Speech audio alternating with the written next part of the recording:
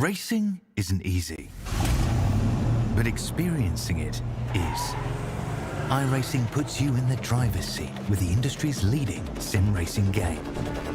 Drive on laser scan replicas of the greatest racing circuits from around the world. Go head-to-head against other drivers chosen by skill-based matchmaking to ensure competitive racing at every level. Compete across all your favorite series.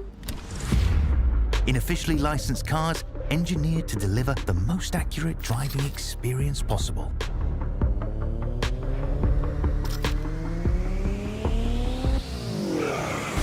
Join a race or host your own with players from across the globe. Race against the computer or in a league with friends. Feel the thrill behind the wheel. Visit iRacing.com.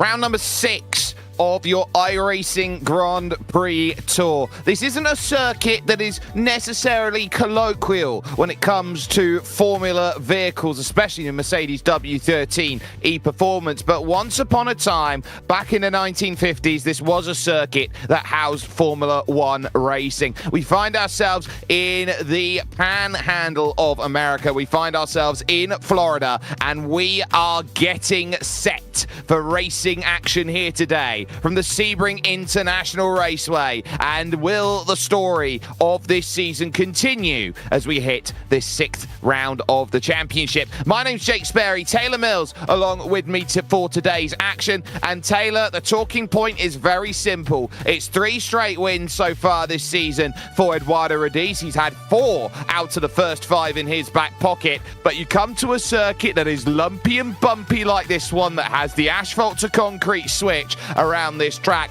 This is by no means an easy circuit to get correct.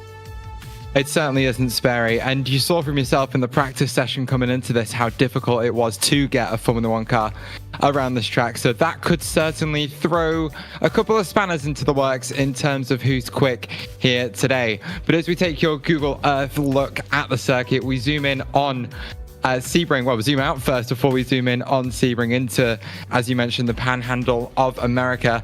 And what comes into view is an old World War II airfield that now hosts one of the most famous circuits in motorsport. 17 corners, and corners with names that need absolutely no introduction. You've got Fangio up at turn 8, the run down to Cunningham at 10, Tower turn, and of course the fearsome Sunset Bend, a full, almost flat out, hold on for your life, round to the right and get it stuck before that run back down the start finish straight and flicking it into turn 1. 2 DRS zones will help our drivers do some overtaking here today into Sunset Bend and into that hairpin. They will probably be your action zones out there on track today, but with the way this track drives, I feel like we're going to see some interesting racing almost anywhere on the circuit, Barry. We certainly will do, and so the opportunity to overtake, I think, is going to be plenty. That corner of 1004 line, Sunset Bend, is always a place where you can catch overtaking, but that hotel hairpin will also be quite busy for those who do not get a great run through turns 3, 4, and 5 out there on track. Let's talk championships, though, because it has been one of the most dominant starts to a season that we have seen in a while. 178 points at the top of the iRacing Championship standings for Eduardo Radice, 1,515. This counts all races across all time splits out there, and he's clear, of course, of Volta Lux and Jacob Reed. Florian Kammeier finds himself 4th with James Byrne 5th, then follows Anthony Catt, Emil Bernstorff, Reynaldo Augusto, all of them over 1,000 points already, with Paul O'Regan in 9th and George Van Rensburg in 10th. But Taylor, the iRacing, the SimSpeed Championship standings, I think, are the ones which you have to keep your eyes peeled on, because Eduardo Rodis now 47 points clear, up at the top of the standings, nearly 2 races ahead after just 5 rounds worth of running. It has been a runaway performance over the last 2 races, but Jacob Reed is now having to look behind, because Volta looks, and his consistency of 3rd or 4th this season is what puts him right in the wheelhouse to challenge today. Yeah, and isn't that a scary thought? After the first 2 races of the season, we saw Jacob Reed and Eduardo Rodis going back and forth in quite the ding-dong battle. But it's really been the story of Reed not getting the starts to the races that he wanted and having to recover. Remember that contact at the start of the race at the Nürburgring and falling back. It was a poor qualifying in VIR that cost him there. And this is where Walter Lux is starting to catch up. You see how close that points gap is, and we know how consistent Lux has been over the start of the season. But it's one of those things with the absolute brutality of how this season comes at you. It's 24 races. Remember, there's only 52 weeks in a year, so we're racing for nearly half the weeks in a calendar year, and you don't really have too much time to back off, to breathe, to relax, and get yourself back in the right headspace for the next weeks. Of course, we are all hobbyists at this, and it's a case of we've got a lot of stuff going on between the 2 Fridays that we go out and do the soft splits. So with a couple of weeks off, I think this is what Jacob Reed needed to really have that mental reset, and hopefully this is where he can really launch the rest of his season. Well, that's what he'll be hoping for here at Sebring, a circuit where it didn't necessarily work for him last time we were here. It's a 51-lap race today, so 303.6 kilometers the battle. They must use at least 2 tyre compounds, the soft, the medium, or the hard. DRS, which is that drag reduction system, which is an extra 80 brake horsepower in a straight line. That is on lap 3 available to them. But your last winner here was Darren Parker in 2024. So that would give you an indication of who last won at this circuit, but no current driver has won at this track here today, with Kalen Chin picking up the win in 2022 and Andreas Henkel in 2023. So an opportunity to add your name to a list of winners at Sebring. This is going to be big for everyone, and you look at the tyre life projections out here today. We're not quite sure what the right way to go forward is, but we're believing that a one-stop strategy, temperature depending here, Taylor, is going to be the call today. Yeah, all signs certainly point towards it. Being able to get 30 laps out of a set of softs, if you really nurse it, is going to be an option that a lot of drivers are going to want to take. But we are starting the session at around 3:30 in sim, so we are well past the sun moving past solar noon. So that track temp currently up at 42 degrees Celsius will take a dip in the next hour and a half, and it should set up for a really strong finish on the soft tires. Here are your predicted tire strategies, and starting with 13 laps on the mediums and then going 2 stints on those softs towards the end is one of the viable options. But like you said, Sperry, the one that we're all lining up right now is that one stop from mediums onto the softs. The mediums are a tire that can sort of take the load of a circuit like this, especially as the track temperatures start to drop. And then getting that really strong finish once the track temperatures have dropped on the soft tyre, I think is very much going to be the way to go. And keeping an eye on qualifying, which is currently underway at the moment. 8 minutes and 2 laps to set those times. Jacob Reed running through the final corner right up to the wall. James Burns just gone second, and third only for Jacob Reed as he crosses the line. So 0.3 of a second off the pace, and he was really struggling for that, so he really had to work for it. Volta Lux goes fourth on a 29.2, and the likes of Renato Augusto moving up. Paulo Reagan jumps up the order. He goes 8th fastest at the moment. Eduardo Rodis is on a second lap. First start of the season for Michael Weisscherek. And then you've also got to keep in mind that car 1 would like to improve. Emil Bernstorff, 7/10 to find on his second lap as Cat goes 9th. And we focus on Florian Kameyer driving for the line and not setting a time of the second effort. Yeah, there's not much time left in the session for the likes of Kent Nielsen and Jorge Martinez to get their laps in. They are currently out there on circuit. Both of them, Kent Nielsen at least on an outlap. Martinez pushing it through to try and get that time in. Here's Anthony Webb looking for some sort of improvement. Does improve to 13th actually a relatively strong end to the session for him. But Kent Nielsen, one of the last drivers out on the circuit, 2 minutes left on the clock and plenty of time to get that lap time in. Jorge Martinez sets his time and it's good enough for 12th place. Has Sperry, can you give a go at that name? You're better than me at this. Yeah, that's Adam Ashelzada, who is there 17th at this stage. Radice, feeling like he's comfortable, dives down into the pits, then doesn't have to go at it. But it's Emil Bernstorff you're going to have to keep in mind whether that decision to come in and feel like you're safe in qualifying is there. Weissach on screen, the American, making the charge over to, Club Diat, making the charge over towards the line. And that's a 1:30.6 on the board, getting it done. But Bernstorff cannot improve on that second lap, and that is pretty much going to hurt. We know that Kamai is out of laps, which means it's only Kent Nielsen now on circuit who can improve on a qualifying time. Hasn't set one, only driver not to set one. And he's going to find the barriers coming out then of Le Mans corner, and that is going to be that for Kent Nielsen's qualifying. Will have to start from the back of the field then, from 19th position here today. And for Kent Nielsen, it is his 66th start in the series, and not the way he wanted that one to go after he was fired up, I would say is the right way to say it, after his work a couple of weeks ago and the dramas that befell him with Jason Anderson Jr. Yeah, I'm just looking back over that mistake as well, and it's not even the curve that induces the oversteer. He just asked a little bit too much of the rear axle before he even got to the exit of the corner, and at that point the rears could have given him the support he wanted.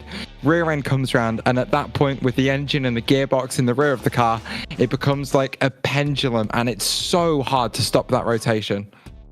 Well, a dominant qualifying then at the front of the field for one driver known by the name of Eduardo Radice. It's his 4th pole position of the season, and he takes pole by just under a 1/10 of a second. James Byrne will be alongside on the front row of the grid. Following that on row 2 is Jacob Reed and Volta Lux, with George van Rensburg starting in 5th. Good qualifying for George, with Emil Bernstorff along for company in 6th. Just 0.02 of a second split him and Florian Kamai, who starts 7th. Reynaldo Augusto will go from 8th place, with Edward Apari-Ari starting in 9th. And Anthony Catt, who's always on the alternative strategy, he will go from 10th. It's then Paul O'Regan and Jorge Martinez, who is still struggling here, knowing that he can't get the setups working the way that he wants to, as the development of the car has changed slightly. So he's there in 12th, with Lyle Pina and Adam Webb on row 7 of the grid. It then follows Michael Weissach and Brad Newman there in 15th and 16th. The drivers 17th and 18th, a first ever career start for Pablo Valenzuela Uribe, who will go from 17th, and Adam Ashelzada, who will be in 18th position, leaving just Kent Nielsen, the only driver to not set a time. The Canadian will have work to do over the course of this race to make this happen. They have just the 2 minutes to get themselves gridded up, and it is a shorter run towards this open turn number 1, one of the most amazing corners taken at full speed. And on the concrete, they will sit and wait and have those tyres heat up. But in sim time, we are over 4 o'clock in the afternoon. This track will only get colder as the race continues, so keep that in mind for all these drivers who look to get themselves in the right position. And looking around at the entries, it's mediums or hards. Jacob Reed is starting on a set of hard tyres with Anthony Catt and the likes, of course, of Kent Nielsen and Adam Webb. Everyone else is on a set of medium tyres, but with everybody lined up on the grid, the engine notes will now start to rise, and we are underway for 51 laps. James Byrne goes nowhere off at the start. Everyone's going to swarm by. Bernstorff is swarmed. You got the likes then of, I believe, Florian Kamai getting a fantastic launch up into 4th. Radice leads. Jacob Reed in 2nd. Looks in 3rd, and around James Byrne in the middle of the track, and Anthony Catt trying his desperate best to avoid it, and they're still trying to scramble to get to turn 3. From P2 on the grid, James Byrne falling all the way down to 12th place after a fantastic race last time out in VIR, just not getting the look off the start that he wanted. But one driver whose look seems to have turned around is the one we always come back to. Jacob Reed up there in 2nd place on that alternate hard compound tyre, and he's going to have to try and make some sort of very strange strategy work. But if anyone can do it, it's going to be Reed. Well, he'd been, I would say, flirting with the fact that he wanted to try the hard tyres here and try and make a one-stop work. So that's what's in his mind at the moment, heading through Tower Corner and now taking the Flying Fortress straight for the first time here in this race. Looks in 3rd, Kamai is 4th, Van Rensburg finds himself in 5th, followed by Reynaldo Augusto. Then it's Bernsdorf, and we've got a bit of side-by-side then as Edward Apari RE right now finds himself a little bereft of pace here. That's Adam Ashulzada, who's there right behind with Kat, with Nielsen, and look at the damage there. No front wing for Edward Apari. He's limping that one back for the pits. Well, fortunately for him, a set of hard compound tyres will probably get you to the end of this race, but he of course has to make it down to pit lane first as he finds himself well on the outside of Sunset Bend. Adam Webb, the only car left to come through on him if he's even going to try. But look at the understeer from that car. Just absolutely no response from that front axle. That front wing does do a lot of hard work, but Apariari does bring it down pit lane, and he will take a front wing change and a fresh set of tyres. That will cost him about 10 seconds then in the box as he now makes that transit down the lane, and this will be a great indication of what we expect for pit time delta out there at this point as we focus on Eduardo Rodis. No DRS until lap 3, a little bit different to what we have in the real world, but Jacob Reed already well outside of that 1 second at 1.1, but Volta Lux is there just in front and taking a look, 10.4 seconds for Apariari, 34.1 seconds in the lane. I reckon it's 28, 27 seconds for lane transit here today to get it right. But now this is where you're trying to set it up and stay close. And all of these drivers now need to focus. The front 6 are clear here, and they've got to make sure that they've got slipstream on the car in front. And there's a little bit of scrubbing on the grass there from Lux. He's got to be a little bit careful of as he goes out there and battles here today. Now taking the Allman Straight over towards Sunset Bend, which when the sun sets here, it's one of the brightest sights in all of sim racing. Actually, I can tell you a little bit about that. During the 12 hours of Sebring this year, I remember there was a point coming up the Allman Straight where the sun was so low that I was following a Mustang GT3 down the straight and it completely disappeared into the sunlight. The only thing I had for reference as to where that car was the Delta as it slowly started to tick down, and then it just appeared about a car length off my nose into Sunset Bend, and I had to react to that one pretty damn fast. Eduardo Rodis, though, sets the fastest lap of the session, 1.5 seconds clear at the end, at the front of the field. As we come onto lap 3, DRS is active and Volta Lux is within that window.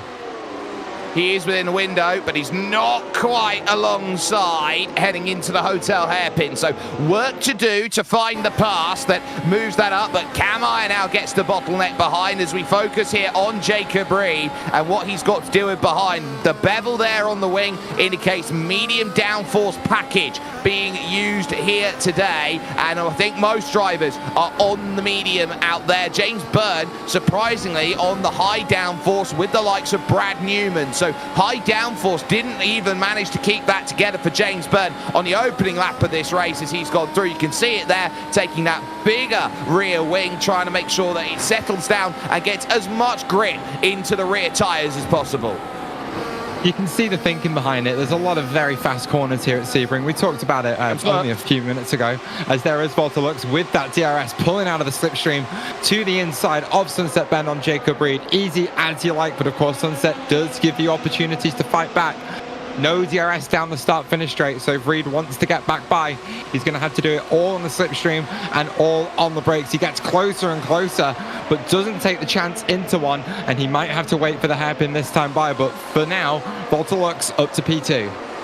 Yeah, but you've got Florian Kammeier there who will be staring down the barrel of the podium. And remember, that is an important championship move between Jacob Reed and Walter Lux, who come into today in the championship split by 5 points. And that, a move that now puts Walter Lux just 2 points adrift in the championship. Anthony Cat is down in the pits, so he's found himself then with a little bit of an alternative here today. I don't think he's had contact with anybody out there except for what happened in the opening lap of the race, so I think that might be where the troubles were. Front left end plate, I'm hearing, is what gave Anthony Cat the troubles, and that's why he was 10.7 seconds in the box. And look at where he's going to come out, because that is Edward Apariari he's there with. Hard tyres, that might be Cat all the way to the end. Oh yeah, easy. Cat's going to go all the way to the end on those hard tyres. You saw from the graphic that we're going to see 40 laps at least out of that compound, so easily to the end of that race. But interestingly, Barry, Apariari has gone on James the mediums Byrne after that stop, but James Byrne going very slowly after only just making a move up to P11 a lap or so ago. So his day goes from bad to worse as he finds himself without any front downforce on that Mercedes.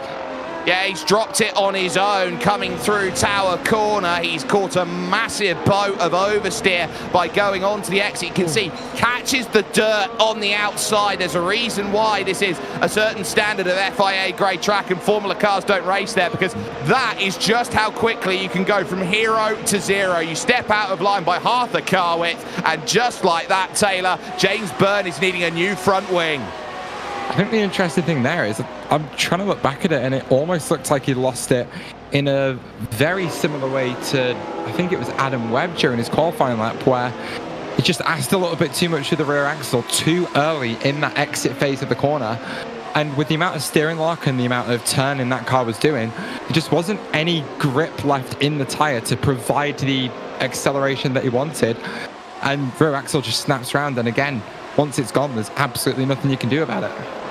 Soft tyres on for James Byrne, so this will be a two-stop strategy now that he's committing to at this point by putting on the red-walled soft tyres, which are the quickest set out there, so he might be looking at fastest laps and trying to build himself back into margin. But Jacob Reed is at very serious risk here of losing the DRS of going onto this straight. Wiggle there from Kammeier, trying to put the power down, but crucially enough, unable to do something on this attempt to go and make the move. So Jacob Reed, safe as he runs into Sunset Bend here at the end of lap 5 and looking towards the start of lap 6. But the longer that this breakaway happens now from Walter Lux, the easier it gets for Kammeier to try and dissect this pass. The less defensive measures that are going to be on the board here for Jacob Reed to deal with. And now as he runs in through turns 3, 4 and 5, all of these corners, transfer style corners, about getting the drive off the exit and heading under the bridge, the Gurney Bend,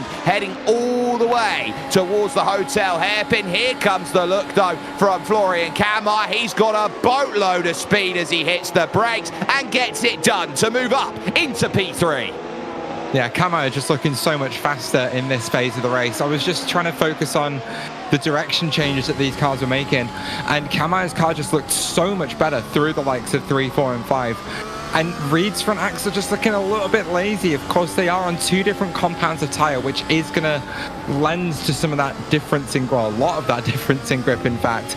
And I think that's where Reed's struggling right now. I don't know if the hards was the right choice for the strategy in this race, because at the moment, it just looks like everyone else that was behind him on the mediums has very easily got through. Yeah, and I do have to note that Adam Ashazada has fallen out the top 10. He's gone wide at the hotel hairpin, and that's cost him 2 places now. And now he's back into 12th behind Kent Nielsen and Brad Newman, who's in the points for only the 2nd time in his iRacing career in the Grand Prix Tour. But now for Jacob Reed, it's about how he stems the bleeding here on the hard tyres. He knows he doesn't have as much out there to deal with compared to some others. But I do want to note that Walter Lux on that last last lap, as Kammeyer sets the fastest lap on a 33 flat, was about 2.5 tenths quicker than Eduardo Radice. So I don't think Radice is running away with this one. Looks has pace here today and could challenge for the race win, which of course he is still holding out for his first ever race win in this series. Radice, looking around, is trying to go clear on his own, second all-time in career wins with 7. Yeah, what was the stat before this race, Sperry? You said he's got a third of the race wins of Jacob Reed if he does take the win out here today. Absolutely, Jacob Reed, 21 championship or race-winning victories out there, which is first all-time by some distance out there. So it has been a really difficult patch of form for Jacob Reed to deal with. It's not often that he finds himself wrong place, wrong time. Speaking of which, more movements. Brad Newman loses out now to Kent Nielsen, who moves himself into the top 10. What a drive he's having now. Up 9 spots. Here is Kent, and he is battling really hard through this field, picking them off one at a time. This is a great cavaliering drive to start here on lap 7. Yeah, we know how good Kent Nielsen is in race trim. He certainly had some adventures last time out at VIR, but a very, very strong driver, and he's putting that on show again today. Starting at the back of the field after a spin out of the corner they just came through. He seems to have got that one sorted out by now, but really loving those hard compound tires. He's got Newman behind him for company on a set of mediums as Kammeyer goes fastest yet again. But again, just seems to be able to get the pace out of that tire. He's usually up there deep inside the top 10. But for now, on that recovery drive, he's got about 9.5 seconds or so between him and the next car. So a bit of strategy work could be what saves him today. As it is Ashil Zada who makes that move down the inside of Brad Newman into turn 1. It's a spot we haven't seen much overtaking at so far today, but I don't think that's the only move we're going to see there. Well, there's no DRS going into turn 1 there, Taylor, but what you do have is the battery deployment, because you get that fresh kick of a brand new lap's worth of energy harvesting that you can go in and say, right, I'm going to use as much as I can here to go through. Ashil Zada having 2 thoughts going into the corner there and trying to really navigate through. So you've got to be really alert to what can you do through this section. And there you can see Eduardo Radice quicker on that last lap, but slower than the others. And James Byrne is back in the pits again, which is not a great sign to be seeing out there, that he's finding himself back in once more. It doesn't look like there's any damage there, but this might be a case of potentially retiring the car in the pits. Yeah, it certainly looks like it, and that's not going to be a out the car he goes, and it's not the way he wanted his race to go. Just couldn't really find anything after he came back out on track, called it done after 2 laps. But our focus right now is on what's going on between Eduardo Radice and Walter Lux. Realistically, if you ask me, I think Radice is just managing the pace a little bit, of course, trying to extend the life of that medium tire as long as he needs to. And Walter Lux behind, as much as he has been closing in, having the help of Florian Kammeyer to just push him down those straights a little bit. I think at some point the 6 and the 9 car are going to start scrapping like we've seen them do at many points throughout the season, and that's what's going to slow them down a touch, unless Kammeyer makes a smart decision and stays behind. But no, the DRS open. He's going to have a look to the inside of the hairpin, gets that apex first, locks up in the middle of the corner. Lux gets a better exit, but doesn't look like there's going to be an opportunity as we come through Fangio. And look at the extra speed Kammeyer has, pulling away with Lux in the slipstream. That could be different wing angle, that could be battery deployment, but Florian Kammeyer up into second place. This is another scrap that's threatening to go to blows again, Sperry. And Florian Kammeyer is a driver who got a podium last time out at VIR. He's finding his feet here with some form. He's got 1 race victory to his name at Aragon last season, and he's looking to try and step up and move into championship contention, or at least racing for 3rd place overall in the championship. He's really proving the form he's got. And now as we take this look here a little bit further down, this is still 10th place. So you've still got Ashil Zada, you've still got Brad Newman there, but Kent Nielsen now on the hard tyres has done the work to get through. Now he's got to try and keep the group behind, because he's already a full 11 seconds back of Paul O'Regan. So this now becomes a game of defence. Nielsen can charge through as much as he likes. He's ran out of places to charge for though, and look at this down the inside. Oh, it's as close as you like from Ashil Zada. Big wide line through Sunset Bend for Brad Newman, but just like that, Ashil Zada getting right up underneath the exhaust and diffuser. Yeah, just didn't really make the gains I expected him to in DRS there. Not sure if it was Kent Nielsen perhaps deploying some battery in defense, but maybe it's a case of Asher Ozada just saving some of that electrical energy to deploy at a later point in this race. Of course, being in that DRS zone, you get a 15km/h speed boost from having the rear wing open, which means you don't need to use as much battery.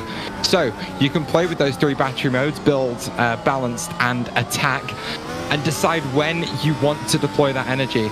Being in that slipstream, being in that DRS means you don't need that 160 extra horsepower from the MG UK. So you can just save a bit of energy and put it up into attack later on in the race and just absolutely fly by.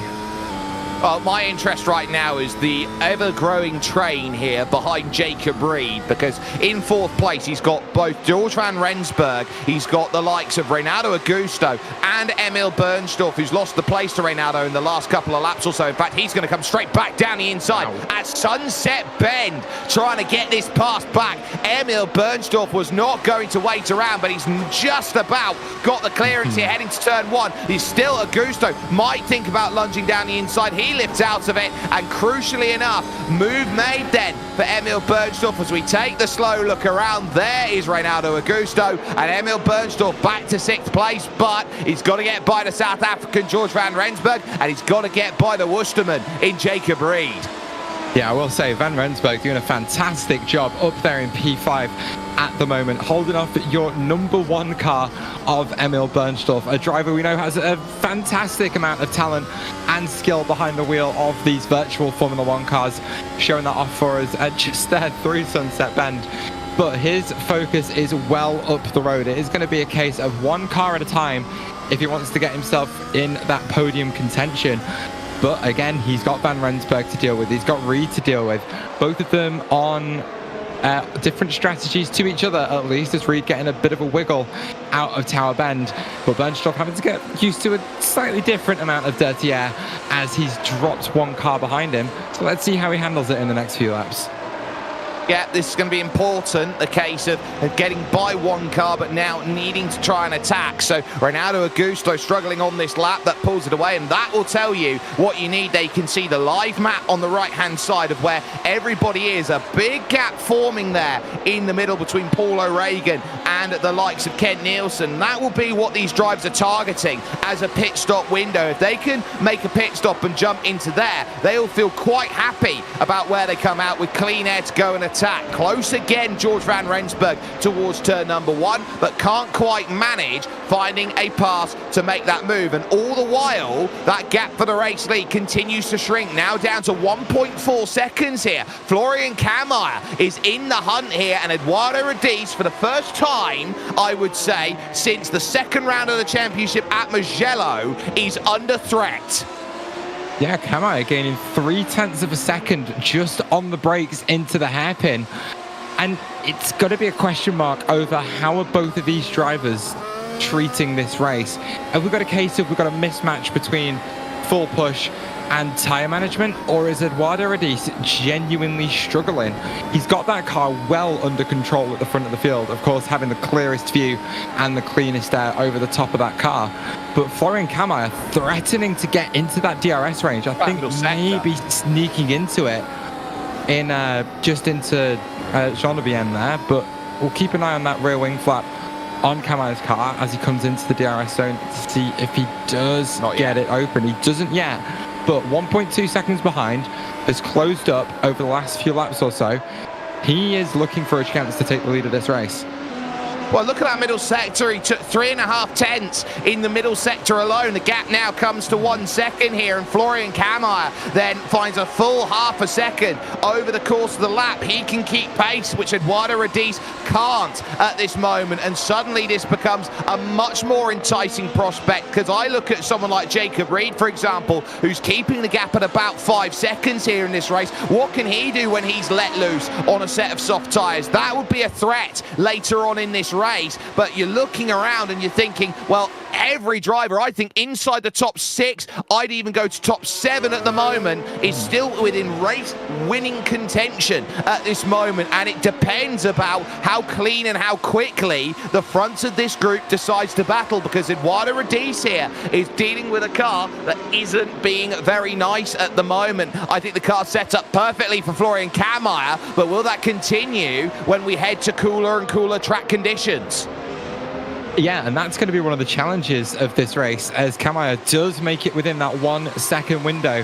He will cross the DRS detection point into the next corner within a second. There you go. There's that green dot on the rev counter that indicates DRS is available. It'll flash up with 2 dots in just a moment, then 4 dots when he gets it open, and we could have a fight on our hands. But with the way the track conditions are going to change over the course of this race, that's where setup decisions have had to have been made coming into this one.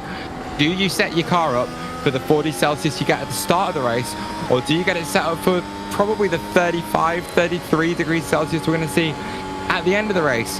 Well, we're only really going to find out what decision has been made by the drivers when we get there, because we are still about 30 or so laps away from the checkered flag.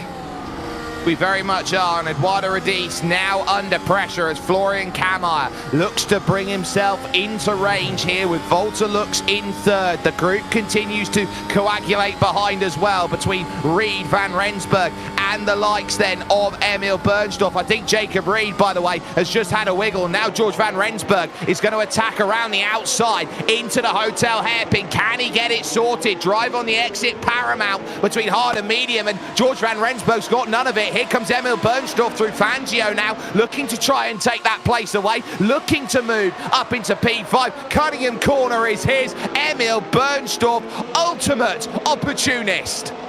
Yeah, a little bit optimistic from Van Rensburg to try and make that move work around the outside.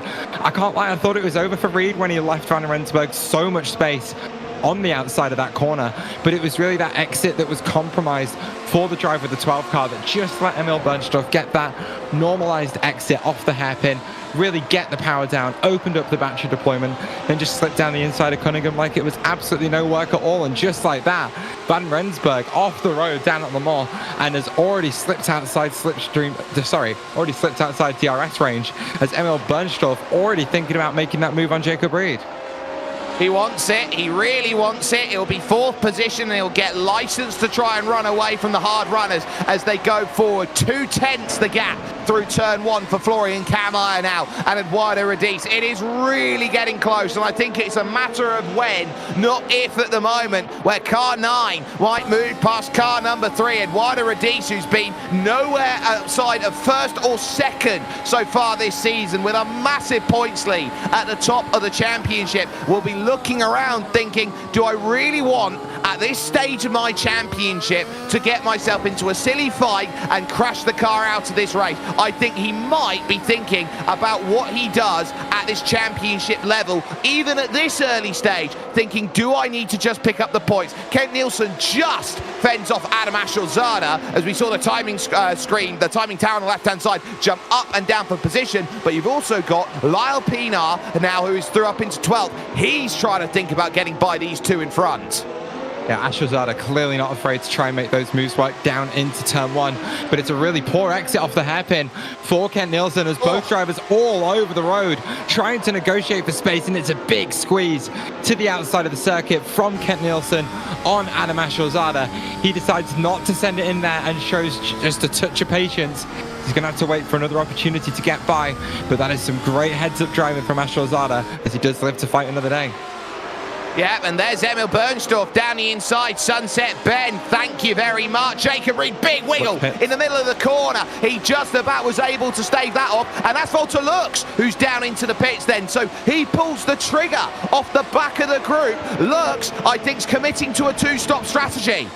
Yeah, certainly an interesting call to say the least. He's, of course, the driver we do get the information from in terms of strategy. Up on the jacks he goes, back down onto a set of the soft tires. So, full push from Volta Lux. Let's see how much time he gains relative to everyone else. But there's the race for the lead as Florian Kammeier down the inside of the hairpin. Radice is going to leave in the space, stays on the outside of the corner, and for the first time in a long time, someone other than Eduardo Radice leads the race.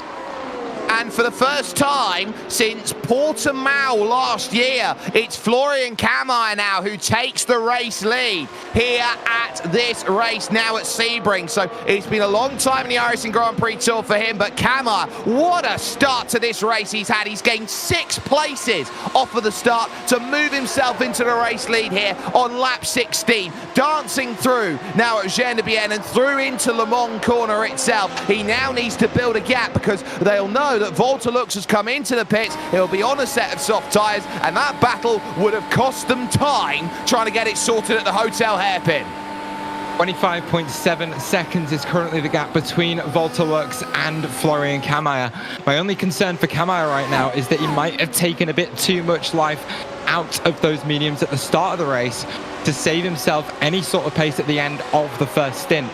Remember, these tyres have a memory. If you give them too much abuse in the first few laps of their life, they're going to remember that, and they're not going to give you anything by the end of the stint. Even at a track like Sebring, where you don't really get so much tyre wear, it is absolutely paramount that you still do some tyre management. But at the front of the field, 5/10 of a second is the gap, as Radice just not looking like he can follow right now, but Kamai going a bit deep at the hairpin. Left himself under just a little bit of a threat as Ashwazada does come down pit lane for the first time.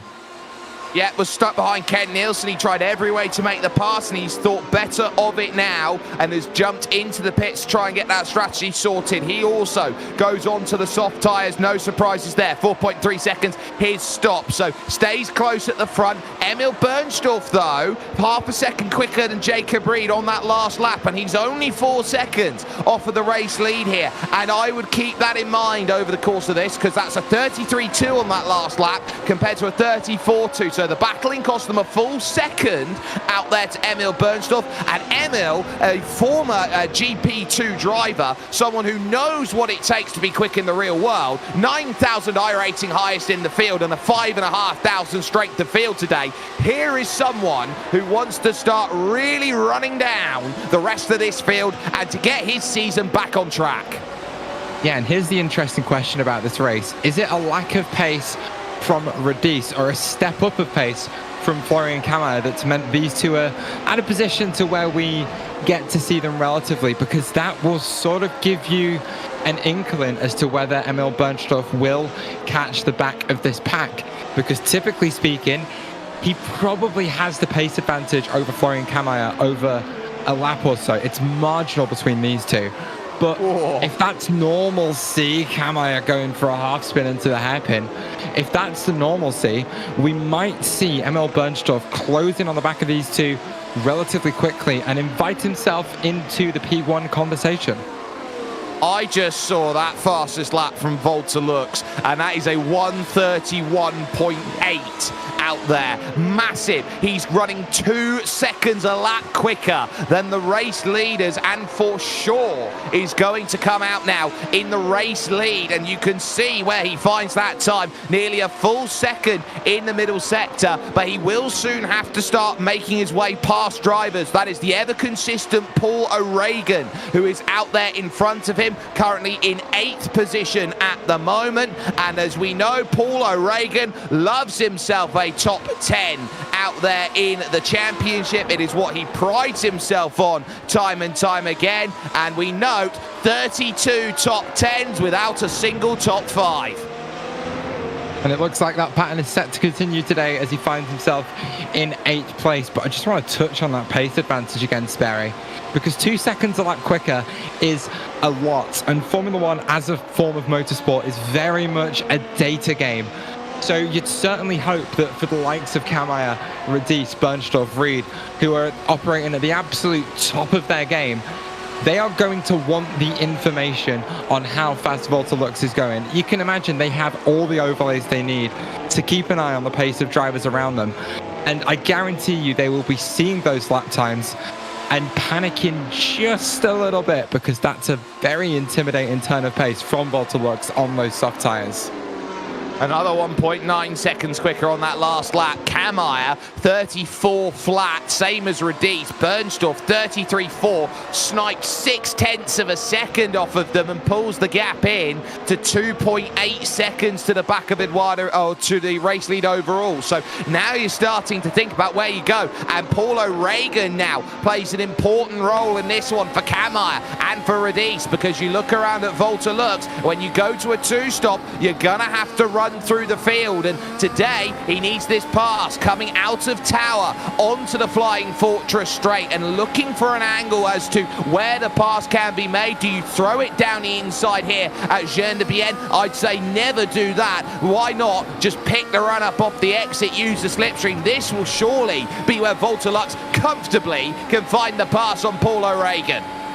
To the inside then goes Volta Lux, DRS open, full push on that soft compound tyre, and slips by as if Paul O'Regan is stood absolutely still. Very good show of patience from Lux through that middle sector. This lap time isn't going to be as much faster as it has been so far in the last 5 laps or so, but it will still be time gain. 32.9 to a 33.6 for your race leader. Volta Lux is going to come out of that first pit stop cycle with a very healthy margin. But it's 2v1 stop, so he's still got to chase 20 seconds down here on Florian Kammeyer, and if he does it at 2 seconds a lap, he'll be right with him with 10 laps in 10 laps time. The issue you're going to find is how long are they going to go? And I actually want to bring this point up with Florian Kammeyer. The one place he struggled this season is cold tyres out the pits. We've seen him spin on 2 occasions this season. Yeah, and it's going to be another question of will that be a problem for him again here today? We mentioned it on the run-up to this race, Sperry.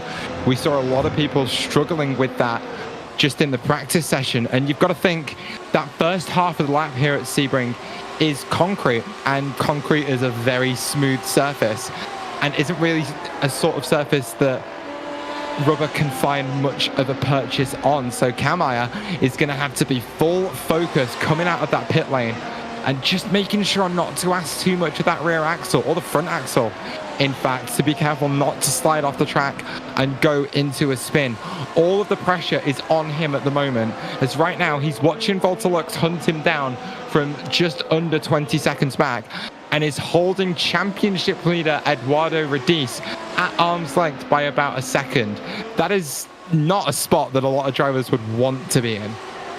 And as we take a look at the standings on the right-hand side of your screen, you can see that Florian Kammeyer, if he were to be able to convert this position, would move up into 3rd in the championship, just 7 points behind Jacob Reed, who would maintain 2nd, but would still drop points to Eduardo Radice, all things considered, by the end of this race. So he's still very much in range right now, and I'd say he's doing a great job. They all did around the mid to low 33s, the top 4. On that last lap. They're distancing themselves from George Van Rensburg, who would move up to 9th in the championship if he were able to convert to a top 5 finish. But you are looking around now at drivers who are thinking about their points, because we're out of the opening 5 races of the championship. Now you'd argue you're in the meat and potatoes. This is where you've got to go to work and get your points.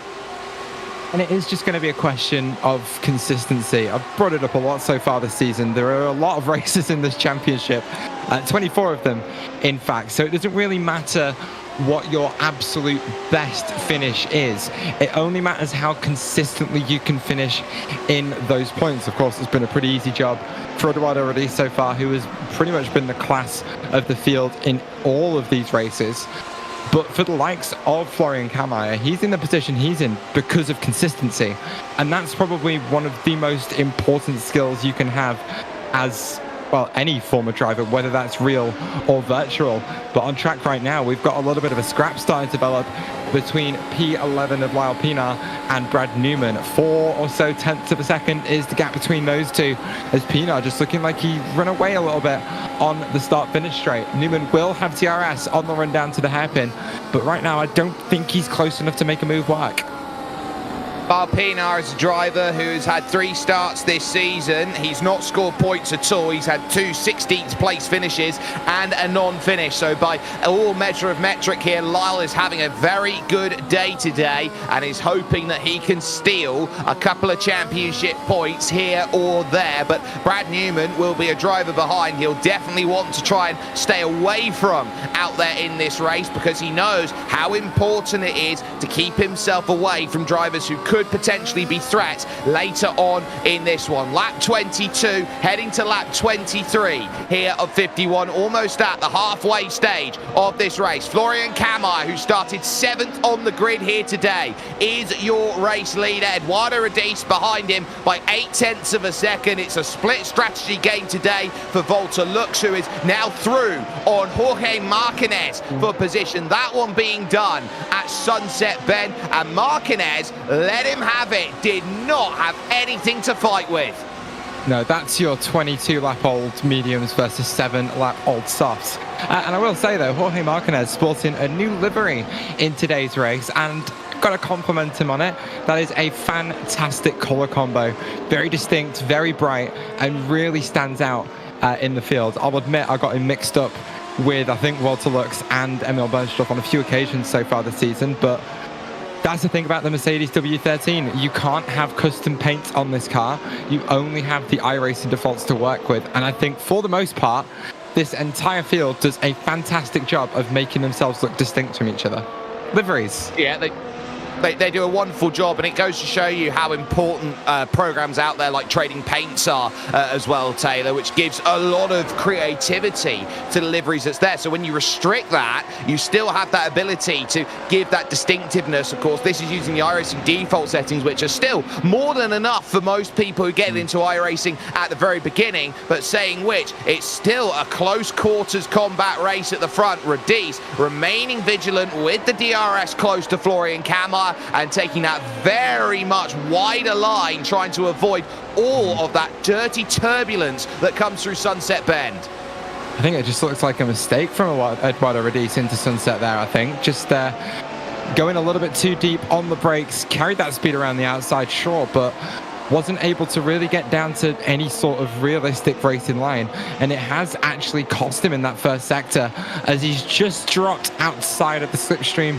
and DRS range of Florian Kamai. Of course, was close enough in the detection point, but it's going to make his life a little bit more difficult throughout the rest of this lap because we've seen how strong Kamai is in that middle sector. So if he can keep that pace up this late in the stint, we might see Eduardo Rodis drop well off the lead of, well off the back of the lead of this race and really start to come under threat from Emil Bernstoff.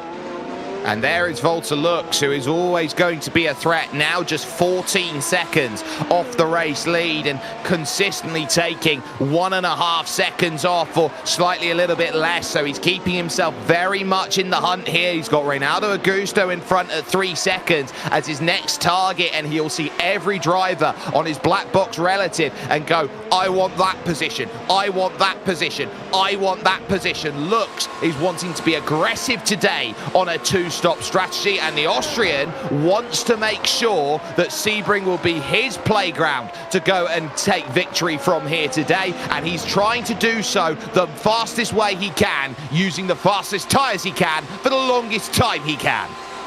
And I will say it has been an absolute best case scenario for Volta Lux so far today, as the only way you can really make the 2-stop work is if you don't get stuck behind traffic. Martinez, O'Regan, Nielsen, Pinar, Newman, all so far apart out there on the circuit that Lux has barely had to deal with them in groups of more than one. So it's been a case of DRS, get the speed boost, gains your race time, gains your lap time, and just slip down the inside of all the cars that are in the way. And honestly, I think that's pretty much been the deciding factor that has put Lux in such a strong position, just under 13 seconds off the lead of this race.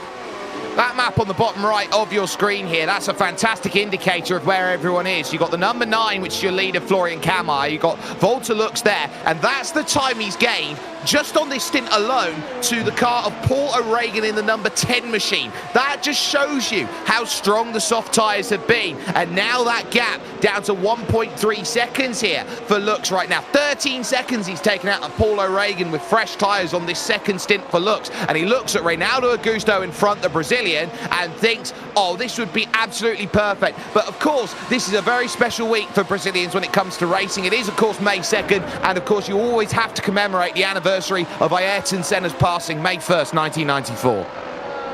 So Volta then with that DRS on the run up towards Sunset Bend. Yet again, that rear flap will open. He's deep in the slipstream of Ronaldo Augusto. Will pull to the inside yet again.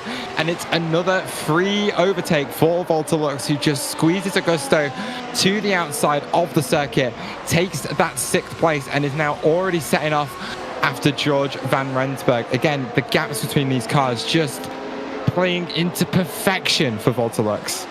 And now look at Radice here, because Emil Bernstorff has quietly worked his way to the back and suddenly seconds on the cut. Martinez now makes the call to jump in, but there for Emil Bernstorff, he can't quite get the angle he wants to try and put in that move and gain that pass. Emil Bernstorff has not won a race since VIR in 2023. He is desperate for a win, and he dives down the inside at Cunningham corner. Radice lets him have the space up to second, also into the pits. Valenzuela Uribe, the Chilean, down in the pits.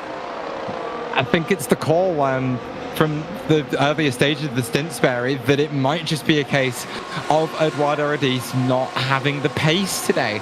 We thought that it might change as the track temperatures got a little bit colder, but we're down at 36 Celsius now, and his W13 just hasn't seemed to have that turn of pace that maybe he was searching for.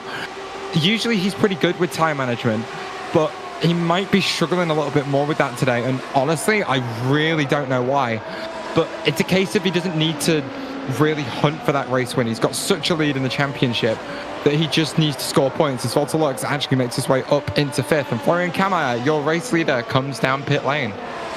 Yep, so Kammeyer then goes for a half and half. He's followed by George Van Rensburg and Reinaldo Augusto into the pit. So an early call to blink by Kammeyer. He'd given himself the gap to work with, and now he'll be on the chase. Kammeyer comes off the lane then on a set of soft compound tyres, and now these will be a critical 2 or 3 laps for Florian, because he knows more than anybody else that he struggles on the cold tyres, and he's just got himself out ahead here of Paul O'Regan, which is exactly what he wanted here. Clear track to work with. 5.6 seconds for George Van Rensburg. A slow stop. I think he overshot the box. Yeah, it certainly looks like it. So he'll lose a little bit of time out there once he rejoins the track. But Florian Kammeyer, 15.7 seconds off the back of Volta Lux. And now is going to be a question of how much do those soft tyres drop off towards the end of the stint.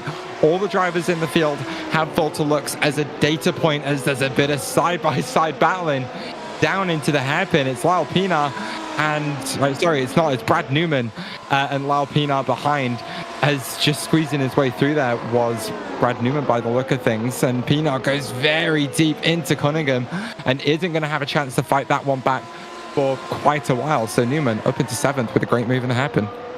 Yeah, that's a great pass by Brad Newman. Lyle Pinar had nothing for it. It was a DRS pass, as easy as they come. So here's another look on how that pass was made. Brad Newman with the toe moving over to the inside and making that pass happen, commanding the apex and taking away the exit room. He gets that done. As we have that replay on screen, in has come Emil Bernstorff to make his pit stop. This will be to cover what Florian Kammeyer has done, and now he'll look for pace off the lane. 4.2 seconds. Here goes Florian Kammeyer straight on by. Not much you can do about that. Paul O'Regan also down in the pits. Well, I think one thing to keep an eye on is how much time Florian Kammeyer gained on that outlap alone. 3.5 seconds clear of Emil Bernstorff, who was scrapping with Eduardo Radice for track position. But if you look at the standings right now, it looks like it's the start of the season yet again, as it is Radice versus Jacob Reed for the lead of the race. Reed, of course, on those hard compound tyres, looking to take those very deep into the race, but Radice struggling for grip goes deep at Tower Corner. Through Bishop they both come. Is Reed going to look for a move? He thinks better of it through the DRS detection point, and he is going to get one hell of a run up to the Sunset Bend. Well, it's 1 and 2 in the championship that find themselves battling here. Weissrich in, Webb in, but Jacob Reed just does not get a launch with the DRS. He's desperate. 319 kilometers an hour on the back stretch here, the Ullman Straight towards Sunset Bend. Finally departing now goes Eduardo Radice, and that's going to be a big decision because he was dropping a lot of time in the pits. Now he needs to be aggressive on the soft tyre, and we do have a retiree, and it's going to be Adam Ashilzada, who is now out of the race. Yeah, and you hate to see that as well, and it does look like a connection drop, which is the worst way to find yourself out of a race. But now we've got the chance to see if Jacob Reed's strategy call was the one to make. Florian Kammeyer sets the fastest lap of the race. He is about 19 seconds off the back of Reed. And I called it at the start of the race, Sperry, that I wasn't confident in Jacob Reed's strategy call. To be honest, I'm still not, because the cars behind him are going to gain a lot in the next 5 laps or so as George van Rensburg sets a new fastest lap of the race. But I'm curious to see just how much pace Reed can eke out of these hard tyres and see if it can set him up for a really strong finish for the race. Because I think when you're not saving on the softs, you can consistently be down in the high 31s and low 32s. And depending on who he's got around him and what sort of gap he gives himself coming through his pit stop cycle, that could be a deciding factor in where he finishes today. Well, will be. Well, Jacob Reed now, it's a case of stick or twist here. He's tried to make the hard tyre work. It's about how confident he feels on the soft. Ashilzada's back in the car and expect him to get back out and away again, but albeit he will now be a lap down in this field. But Jacob Reed stays out again. Looks here, I think, is a really big threat in today's race because he's only 4 seconds back now of Jacob Reed, and he's now thinking, well, if I can get to Jacob Reed and I'm on a 2-stop, then I can be just as aggressive again with another set to go through. Kammeyer is the driver that everyone is measuring up to. That's the yardstick at the moment in this race. 31.7 compared to a 32.9 of Volta-Lux, so 1.2 seconds. The tides have fallen off, but still, Volta-Lux took 6/10 out, and Emil Bernstorff now making progress. 31.4. That was enough to put 0.3 of a second into Florian Kammeyer. Yeah, I'm just looking at the gaps out there on track right now. Lux is about 13 seconds ahead of Kammeyer on circuit. If he pits now, he comes out around the likes of Newman and Van Rensburg, but those two are fighting on track. So he's still got a little bit of time to go before he should make that choice to come down pit lane. But with soft compound tyres that are now 14 laps old, he's going to struggle to get the same he's going to struggle to get the same lap times out of him that he was at the start of the stint. And the likes of Kammeyer, Bernstorff, Radice, Van Rensburg, Newman are all going to start to close that gap on him. But with the way the softs are starting to drop off a little bit, with the aggression that Lux is going to be able to have towards the end of this race, I think his call is going to be to drive up to the back of Jacob Reed if he can. And then maybe that's when he takes his pit stop. I don't know. It just depends on how quickly he can dispatch of Reed if he needs to, as Reed actually sets a new personal best of a 33.351. But even then, that's still 2 seconds a lap slower than Florian Kammeyer. Well, if he had the 44 on that car, it would have been called Hammer Time. Of course, the car that Lewis Hamilton and co would have driven, George Russell as well. So there's a wonderful piece of machinery out there, and Jacob Reed is at his fastest. Wide goes Brad Newman through the final corner. Yoink! I'll take that one, says Reynaldo Augusto, who will now move himself up to 7th position with that pass. Remember, Brad Newman still owes a pit stop in this race off the medium tyres. He's taking him a very long distance, which is trademark now for the way that Brad drives. But Augusto has dropped the time now, nearly 1.5 seconds here to George Van Rensburg, and he's got to build that margin all over again. In front of that, you've got Eduardo Radice, Emil Bernstorff, Florian Kammeyer, and Radice is the quickest of the three. 31.3, plays an 8 and a 6 from the two in front. But again, this is where the question marks get raised, because we're seeing Radice take a lot out of the tyres at the start of the stint, and that could be what limited him on that stint on the mediums at the start of the race. So keep an eye on Radice. We know he's going to be quick, but again, with the way he's using the rubber, I think that's what's going to take him out of contention for getting another race win this season under his belt. Reed. Because as Reed does come down pit lane, I just don't think Radice is catching fast enough. So Volta-Lux will inherit the lead of this race. He's still going to owe us a pit stop on some very old soft compound tires, but he currently sits about 12 seconds clear of Florian Kammeyer. That gap has come down, and the more it comes down, the more work he's going to have to do in the final 20 or so laps of this race to get back to the lead of it. But the longer he leaves it, the more of an overcut he'll have as Eduardo Radice sets the fastest lap of the race and does a 1:30.9 to say that's my chase. Jacob Reed out of the pits ahead of George van Rensburg. So now he'll have his eyes set on his championship rival, Eduardo Radice, and say, what more can you do? Now, remember what happened 12 months ago here, Taylor? It was a battle in the championship between Jacob Reed and Jordan Gronkowski. They were battling it out, but not for the race lead, not even out there for a podium. It was a scrap that was going on at the time for a race here at Sebring for third and fourth. So when you look around at it, Jacob Reed is no stranger to being slightly out of pace here at Sebring. This is not a circuit he's gelled with in the past. It's a really weird sort of track, especially with a car that makes its downforce in the way that the Mercedes W13 does. As you see this car come around the corner, you can see how close it is to the track surface. Of course, that biggest change to the F1 regulations back in 2022 was to move more of that downforce generation underneath the body of the car, using loads of different shaped tunnels to try and generate loads of negative pressure in a different spot than the top surface of the cars as Lux comes down pit lane for the second time. It makes the cars easier to follow, but it makes them really struggle to generate downforce on a circuit that's as bumpy as Sebring, as it can't maintain that seal with the ground that it does need to generate any amount of aero grip. Great pass there by Jorge Martinez, then getting by Brad Newman, who jumps into the pits. Out of the pits goes Lux, and he'll be behind George van Rensburg out there. So Lux now has work to do to bring himself back into this race. He's got to get by van Rensburg, Reed, Radice, Bernstorff, and Florian Kammeyer, who's re-inherited the race lead. 2.5 seconds clear at the front of Emil Bernstorff, Eduardo Radice, and Jacob Reed. For Florian Kammeyer, this is a who's who of the iRacing Grand Prix Tour behind him.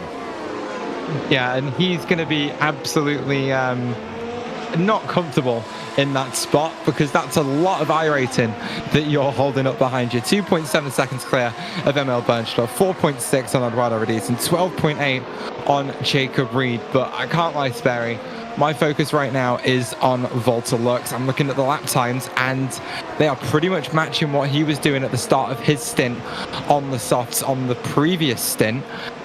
And that's, again, it's throwing up another question mark for me, because I'm loving this strategy game right now. I think you can hear it in my voice that I think I'm a bit more focused on the strategy that's playing out in front of me than actually talking about the race cars. But I don't think the pace that Lux has is going to be enough to get him back to the front of the field, because he's going to need about a second per lap from here on out to be comfortably up there in the top three in the final closing stages of this race. I don't think he's got that currently, and I think everyone around knows it, and they're going to have a lot to do in this stage. So we'll keep an eye. A 51.4 outlap from Volta-Lux, but if he wants to make any progress, he's got to get by George van Rensburg. And remember, he's been just third or fourth this season. No seconds, no first, no fifth, no sixth. He's just been third or fourth. Consistency is what has got him up there, but I think this is a strategy blunder, because I think in a vacuum, in a hot track temperature, his strategy does work. The issue is, if the track cools, which it has done over the course of this race, his strategy doesn't. Yeah, and a big indicator as to this being a bad call is the previous lap time from Jacob Reed. It won't have popped up as a purple, because I'll tell you, he got an off track on that lap, but he's the first driver to make his way into the 1 minute 30s, a 30.9 on the lap before last. And he's pulled some pace out of absolutely nowhere, but he's doing it on 5 or so lap old tires. Looks on 1 lap old tires, and he can't match that pace. He can't. he can't, but I will correct you there, Taylor, because it was a 30.908 from Eduardo Radice, which is the fastest lap of the race. And look at how he is charging. 31.3 compared to a 31.8 from Emil Bernstorff right now. Radice has got the bit between the teeth. He knows how hard he's got to charge if he wants to win this race. Here is George Van Rensburg now, and Volta Lux is trying to hunt on in. Jacob Reed now, 30.7 as he now looks to try and chase down your leading trio out there at this point. Looks close, heading through 3, and now needing drive through 4. Now it's the drive out of 5. This is where you get the toe, and the DRS becomes so vital through the Gurney bend here at turn 6. But I don't think he's going to be close enough here against George Van Rensburg. 290 kilometers an hour. He gets right up underneath at the hotel hairpin, but not close enough. Yeah, I think Lux just saving a little bit on that run up to the hairpin. Is that a purple second to last sector on that previous lap, by the way? So that DRS really helping him out on George Van Rensburg, and definitely showing a turn of pace on the Ullman Straight on the run up to Sunset Bend. He's going to stick under the rear wing of Van Rensburg in a middle sector that he's been so strong through all race long as they fly their way down towards Bishop Bend. Looks within less than 0.2 of a second of the car in front. He's not going to have a chance to get by to Sean Lebien. Lamar isn't going to open up an opportunity for him either. So he just has to sit behind that car in front of him, eat up that dirty air, wait for the DRS. Rear wing flap is open. Van Rensburg has no DRS, pulls to the right hand side of the track like he's done so many times this race, and makes his way up into 5th place. He is done with George Van Rensburg. His eye is 5 and a bit seconds up the road on Jacob Reed, who is actually really flying as he goes 1/10 of a second a lap faster than he did when he got the previous fastest lap. That one actually counted. Well, he's now 6 seconds behind Eduardo Radice, who's now bottled up behind Emil Bernstorff, and will need to make this move. They're all, I would say, congealing closer towards each other here as we now sit at 16 laps to go. It's 15 to go here at the line in a race which is on tenterhooks for Kammeyer, for Bernstorff, for Radice, for Jacob Reed, and for Volta Lux, who could all say at the end of this race that they can win here at Sebring. But you can see from Emil Bernstorff the lines he's taking through Collier Corner that he's having to navigate some understeer. Yeah, I think he's really starting to struggle a little bit on those soft tyres. Maybe avoiding a wing adjustment at the stop. Of course, that is something you can do in these cars. It doesn't cost you any time in the pit stop, but might cost you some time out there on the circuit. Of course, each compounder tyre is going to have a slightly different grip balance to the other that you can tune out a little bit if you take it out or add in some front wing angle, and perhaps Bernstorff avoiding a front wing angle change, and maybe that's why we're starting to see him struggle a little bit on this stint as he nearly hits that tyre barrier on the exit of Sunset Bend and is still facing a lot of pressure from Eduardo Radice.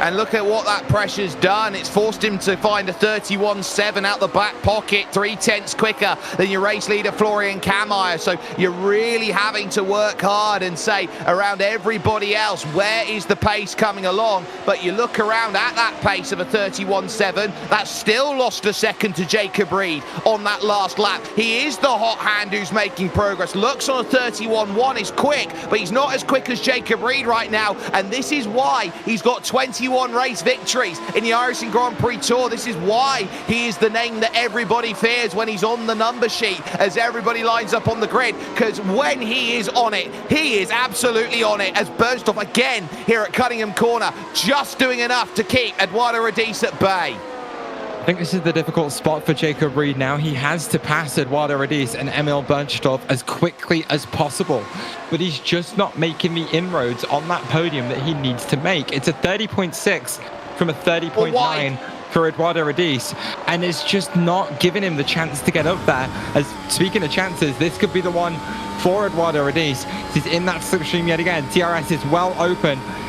Doesn't pull 8th gear, alongside he comes, and Bernstorff just has absolutely no defense.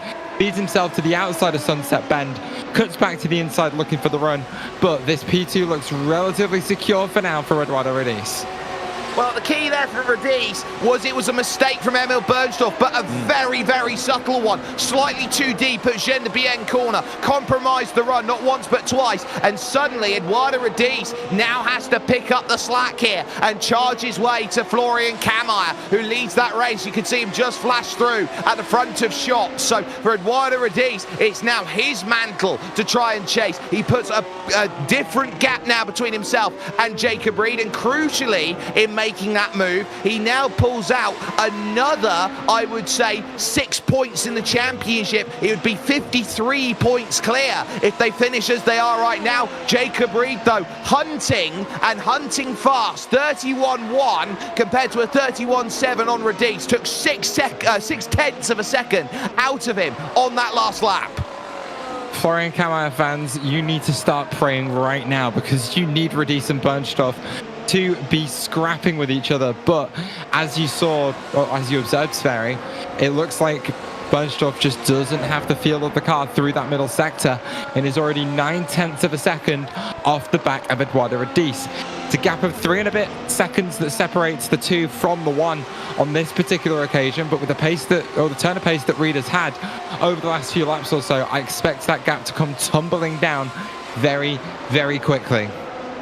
And you saw there on the side as well that Kammeier would be tied on points with Volta Lux if it stays like this. Reynaldo Augusto trying to eye up a move at Sunset Bend, the corner of 1,004 different lines to try and get the pass on George van Rensburg. Not able to find that then as they run through to their 39th lap of the race. But at least for now, dealing with this battle they got on track, they do have to deal with a circuit that has very different qualities. And what do you notice is the difference, Taylor, when it comes to driving around on the asphalt sections of this circuit compared to the concrete sections? It's mostly the bumps, to be fair. The bumps on that concrete section just allow absolutely no time for the car to actually get that seal on the ground again and generate any downforce. Fortunately for me, I tackle this circuit mostly in sports cars, so a lot of our aero is generated on the top side of the car. So we're not really affected so much by the bumps, but they are certainly very uncomfortable to drive on.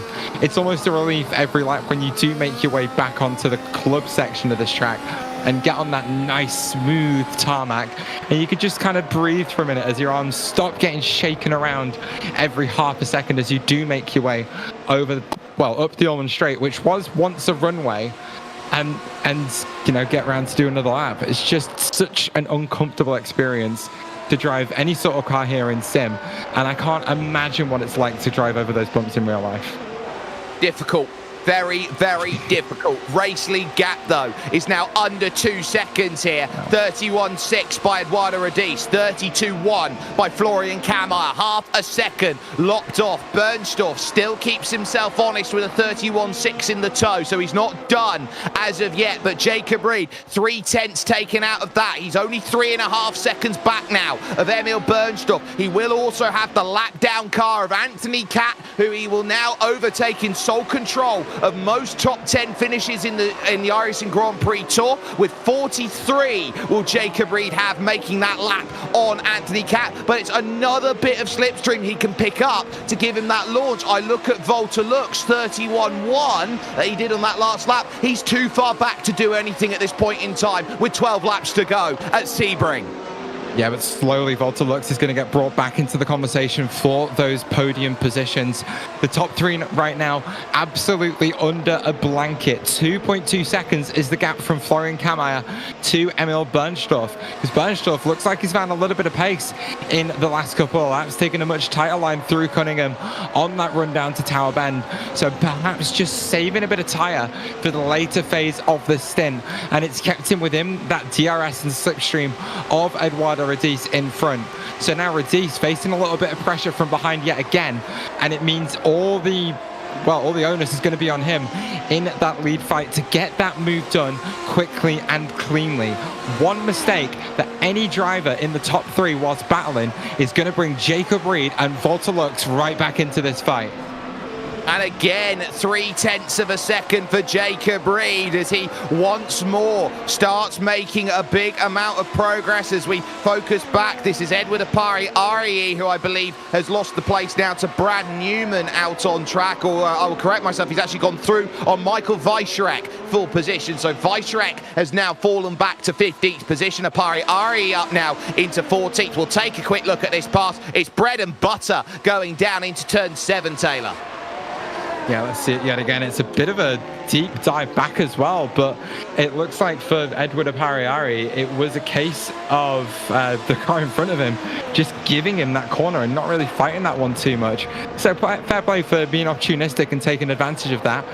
And it has gained him a spot. But speaking of gaining a spot, Emil Bernstorff looks like he's threatening to gain one on Eduardo Rodis yet again. These two just gravitating towards each other on track as Bernstorff finds himself in slipstream and DRS on the run up the Ulmann Straight yet again. And Rodis has absolutely no defense.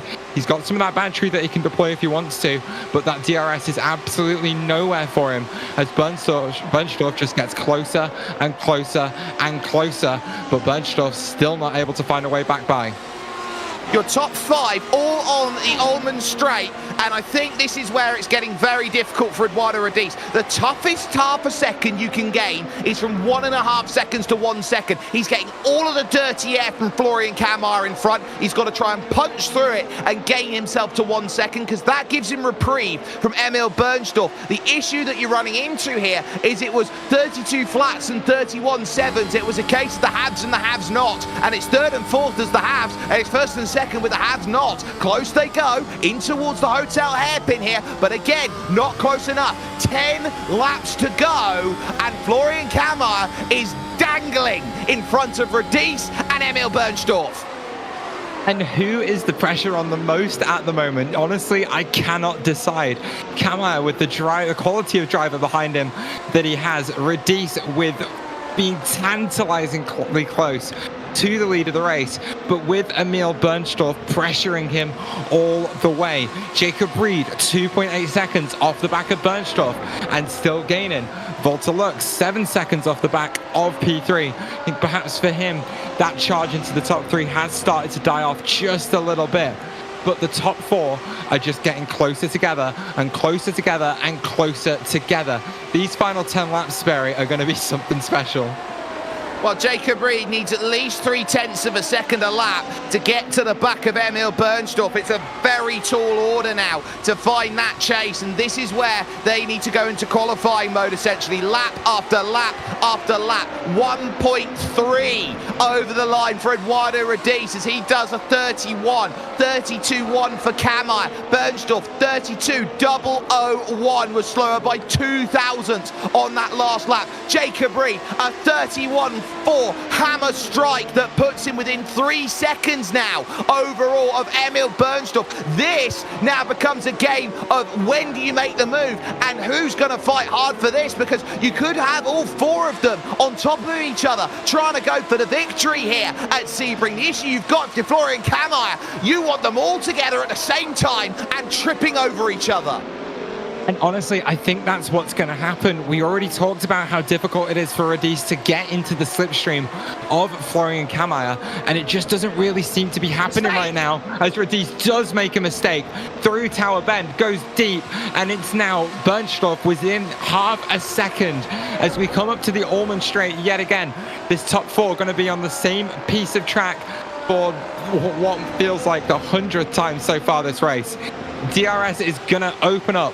That battery will be deployed as Bernstorff gets closer and closer and closer to Eduardo Rodis, who is now well outside of a second off the back of Florian Kammerer, and his fight is less becoming one for the lead of this race and more becoming one to hang on to that second place finish. Well, it's 2 laps of work that have gone straight away from Eduardo Radice, because now he's back at 1.5 seconds again. He's got to do that work again, and now half a second more has come off with Jacob Reed looming on the horizon. He can catch, that's one thing, but remember, passing is going to be the toughest thing to manage, and Emil Bernstorff's proven he's got pace, but he can't have enough pace to go and make that move. He hasn't lunged down the inside of Eduardo Radice at any point. There is traffic on the horizon here for Florian Kamar in the form of Adam Webb, so he's got to try and clear him at the moment, down in 16th position on the medium tyres. But for Florian Kamar, this is where the nerves are going to start jangling. He hasn't won since Aragon last year. It's been a 9-month wait for him to try and get his second iRacing Grand Prix Tour victory. And how well is he managing this race at the moment? He's doing everything he needs to do to keep those 2 cars behind him. Just maintaining that pace, maintaining that advantage, and not letting Radice get into that DRS and slipstream window. Fortunately for him, your championship leader is doing most of that work for him and just finding himself slipping up every now and again whilst he's facing that pressure from Emil Bernstorff behind. Florian Kamar just looks like he's keeping that breathing steady, is hitting his marks every lap, and is really trying to bring this one home. I think the biggest thing that I've noticed about his driving relative to the rest of the field right now is how smooth it is. Just look at the way he feeds the car into turn 1, where you'll find the 2 cars behind him very much throwing their W13s into it, and I think that's the one thing that's keeping him on top right now. It's that consistency value. I look at the laps of Florian Kamar. He has not deviated from a 32.1 or a 32 as he has a wiggle through the corner, and now the gap becomes 1.4. He has not deviated from a 32.1 or a 32.0 for the last 9 laps. He has been ultimate in consistency, and he said, come get me, this is my pace. The ability to hold the same level at that consistency I haven't seen since Mitchell de Jong. Yeah, credit to him. That takes some work to do, as we're seeing a little bit of a scrap, I think, for P6, as George van Rensburg, I was just getting down the inside of Ronaldo Augusto into 7, was it? But Augusto looking to put that pressure on through Fangio, chooses the outside of the run down to, I want to say Cunningham. I'm getting my corners mixed up. Who knows? Van Rensburg is going to hold on for that P6. 12 of a second is the gap, but Augusto keeping that pressure well on as he goes back to chasing George van Rensburg. Well, we know that the moment 1 second hits, it's big, and it's 1.7 now for Jacob Reed, and he'll also be careful about Volta Lux, who's the fastest driver on track at the moment, at just 3 seconds behind him, so he's still got that to think about if that can't be closed in. Still 1.7 seconds. He finds himself 32 flat on that last lap, still able to take 3/10 out the race leader, but he needs to close that gap in. He needs to do something to get to Emil Bernstorff. It's tantalizing. He can see the carrot on the stick in front of him. He knows how important it is to get to the Italian Eduardo Radice, who's there in second at the moment.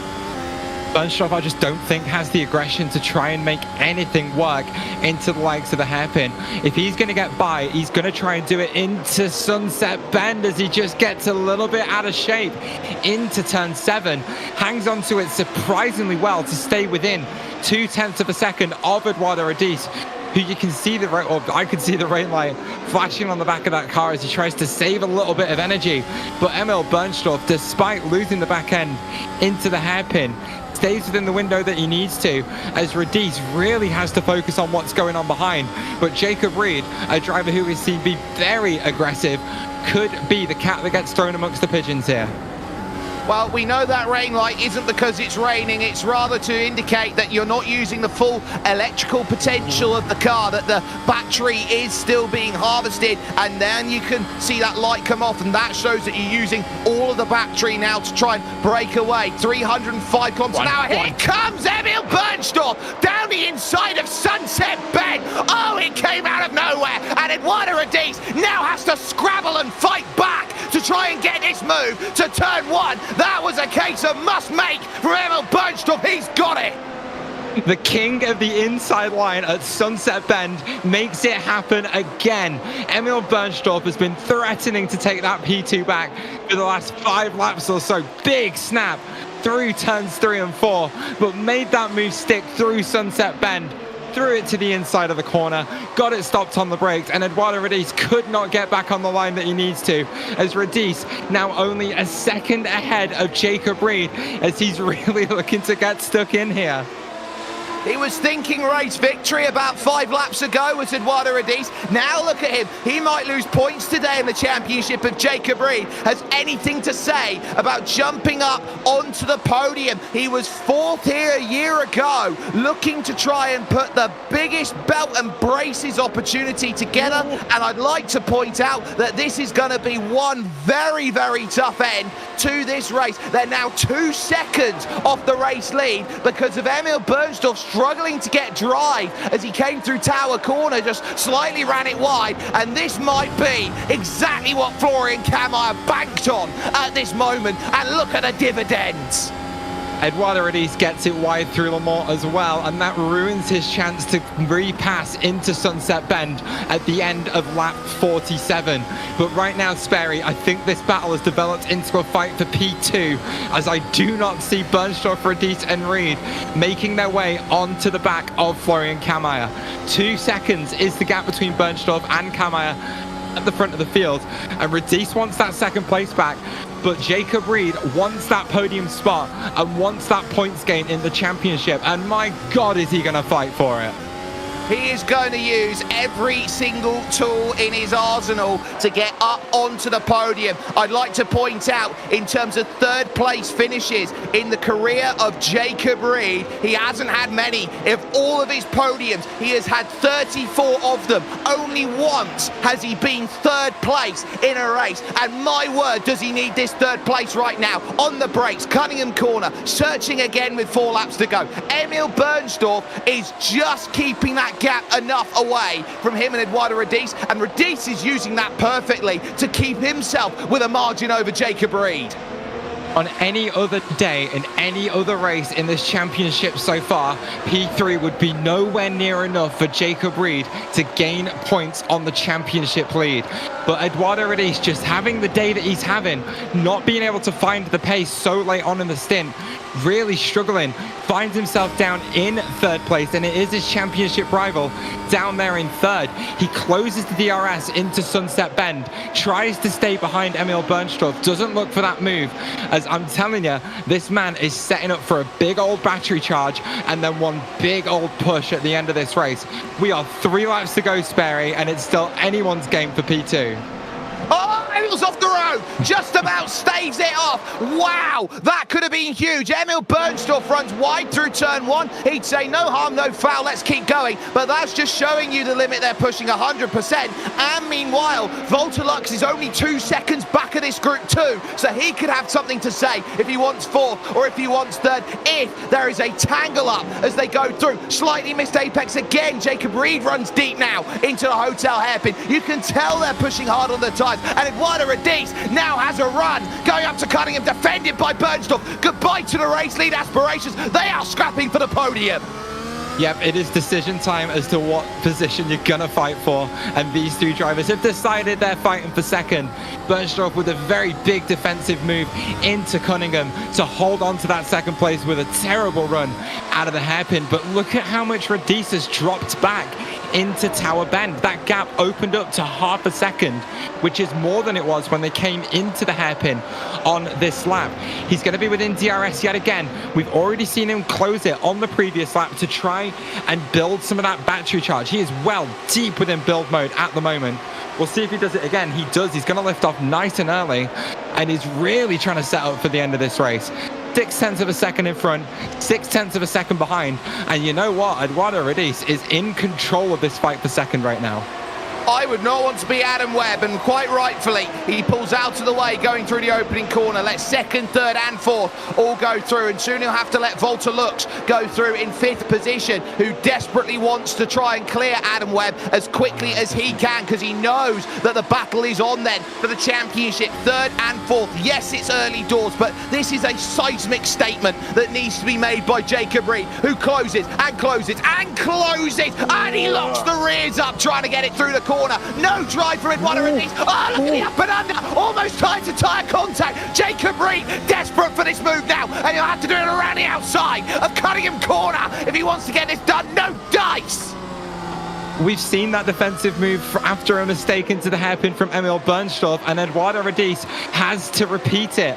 That gap to Bernstorff is going to open up to 1.6 seconds as these two drivers now well out of the fight for that one.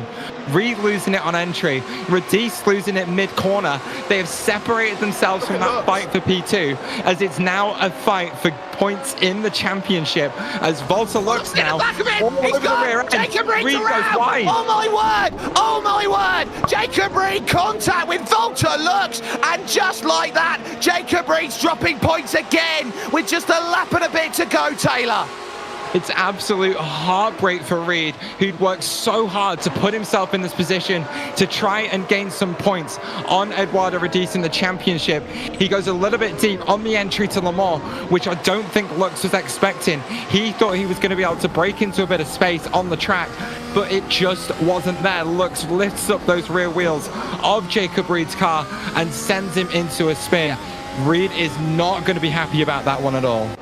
And it's 1.2 over the line between Kamar and Bernstorff. Final lap of this race, and it's not done for the race win overall. Radice will scamper in third place, but he's got to be careful about looks. I wonder if his tyres have just let up late. It's now a case of who's been able to manage what, and at 1.2 it still is. 1.1 you feel like it's close. If you can get within a second, Emil, you've got a chance. 9/10. It's there. He might have DRS on the final lap of this race. Florian Kamar still got a gap, but that's poor through Collier corner. And again, Florian Kamar, all of this race, all of the last 15 laps has just been, I'll keep 1 second in the back pocket. I'll dip into it when I need to, but I'll keep my gap steady. Emil Bernstorff has thrown almighty moves trying to get himself close, but from 7th on the grid, it's about how you manage everybody else, how you climb through the field, and this is a mark of a truly memorable drive. Sunset bender wait for Florian Kamar, who will come to the line. It's a second career win and his first of the season here at Sebring. Big weaves of celebration for Florian Kamar, and very, very well Lux is redressing. Lux is redressing. He is as well, actually. Let's see him. And he's not going to take it. Jacob Reed doesn't take it. Yeah, I was seeing some text communication in the chat, actually. Lux apologized, and Reed actually said, don't worry about it. So Lux making an effort to redress that position on the line. Reed decides not to take it. So that means that it will finish Radice in third, Lux in fourth, and Reed in fifth. Jorge Martinez and Paulo Reagan make their way across the line. As Paulo Reagan, Sperry, it's another P10. Look at that, Jorge Martinez, final corner, I think just went very wide, lost the drive, and then ran out of fuel around the final corner. So Kent Nielsen will pick one up. We'll take a look at this here, because this is the final corner of the race, and Martinez, you don't often see run out of fuel in a series like this. He wasn't managing it.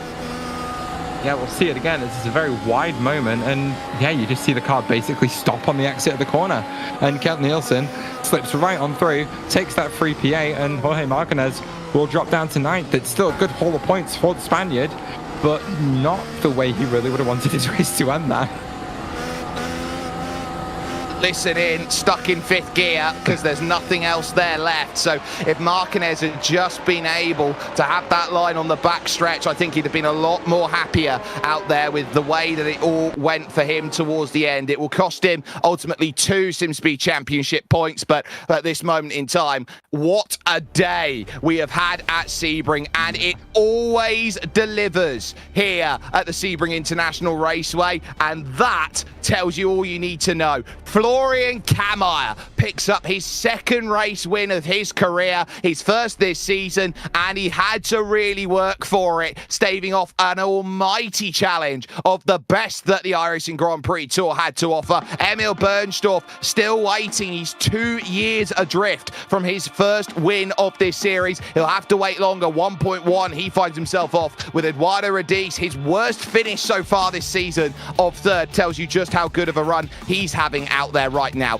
Volta will finish off in 4th, not taking the redress back of Jacob Reed in P5, with George van Rensburg in 6th position and Reynaldo Augusto in 7th. Ken Nielsen will inherit a wonderful drive from the back of the field to 8th place. I think that shows you how good of a driver Kent Nielsen is today, as he finishes that off plus 11, with Jorge Martinez in 9th place and running out of fuel as Paul O'Regan picks up yet another top 10 finish, this time a 10th place in the back pocket. Lapina would be 11th overall, ahead of Brad Newman, as those just on the outside looking in. Pablo Valenzuela Uribe had a quiet race for his debut here in the iRacing Grand Prix Tour, but 13th place is nothing to shake a stick at, especially with a finish, as the likes of Edward Apari, RE and Michael Weisscherek would be the last drivers on the leading lap. A lap down for the two Brits, Adam Webb and Anthony Catt. Tough day at the office for Anthony Catt, caught wrong place, wrong time on lap 1 with James Byrne. And then the two drivers who are retirees here today, one aforementioned James Byrne, and then with technical issues and then a further crash,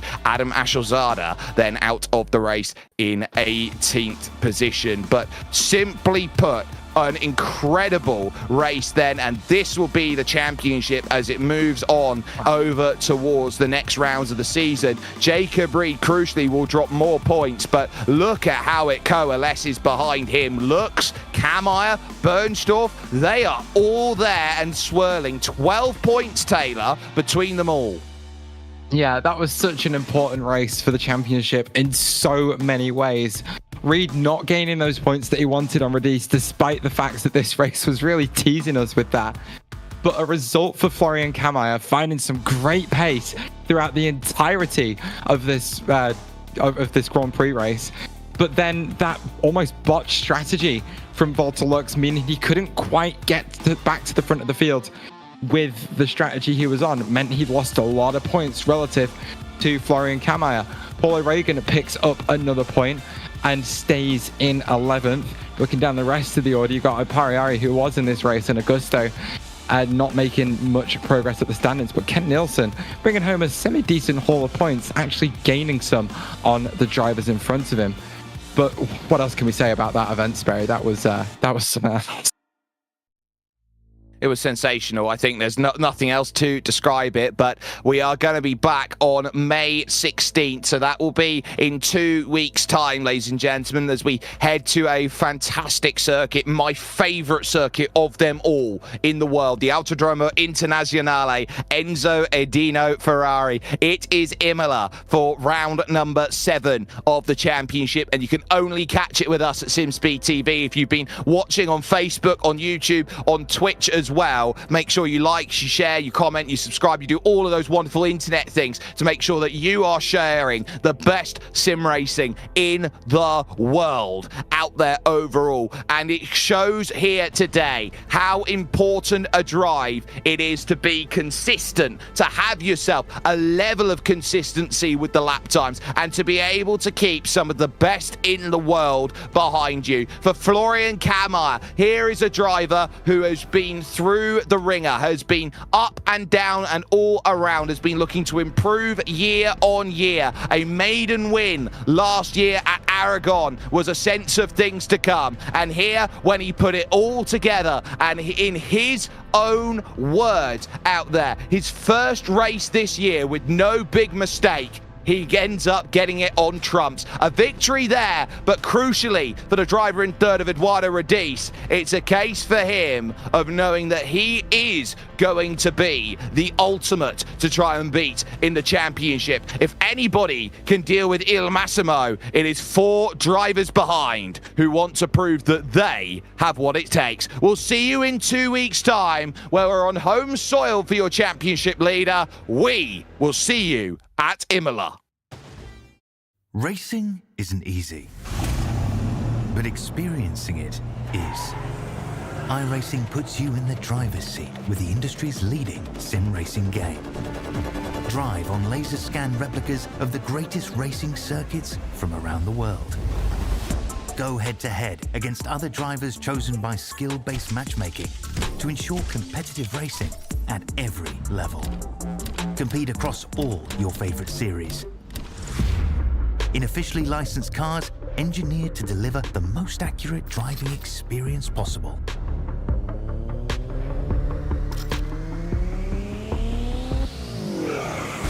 Join a race or host your own with players from across the globe.